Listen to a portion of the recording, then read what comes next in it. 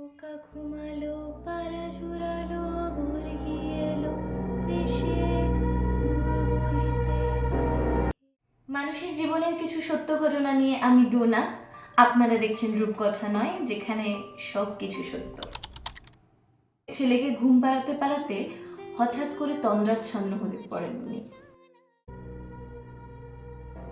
এবার ক্লান্ত হয়ে পড়ে ঘুমিয়ে পড়েছে। তো হঠাৎ করে ছেলের একটা জোরে কান্নার আওয়াজে ওনার ঘুম ভেঙে যায়।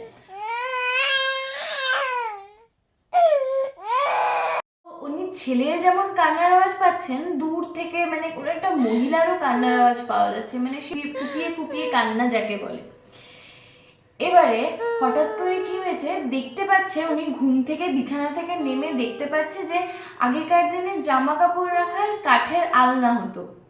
তো যেহেতু ওনারা ভাড়া বাড়িতে ছিলেন, খুব অল্প জিনিস নিয়ে ওনারা ভাড়া বাড়িতে ছিলেন, তো ওনাদের একটা কাঠের আলনা ছিল। আলনা বলতে ওই এখনকার দিনে যেগুলো ওই স্টিলের ক্লথ র্যাক পাওয়া যায় না, সেরকম আগেকার দিনে কাঠের ওরকম আলনা পাওয়া যেত। যাদের বাড়িতে আছে তারা নিশ্চয়ই জানবে। তো আলনাতে জামা কাপড় যেখানে মেলা হতো তার নিচের দিকটায় একটা জুতো রাখার র্যাক থাকতো।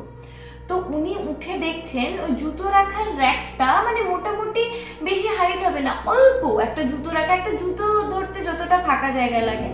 তো দেখছে ওনার ছেলের মাথাটা ঠিক ওই জায়গাটায় ঢোকানো, আর ভিতর থেকে ওনার ছেলে মানে কাঁদছে, আর মাথাটা ওখানে আটকা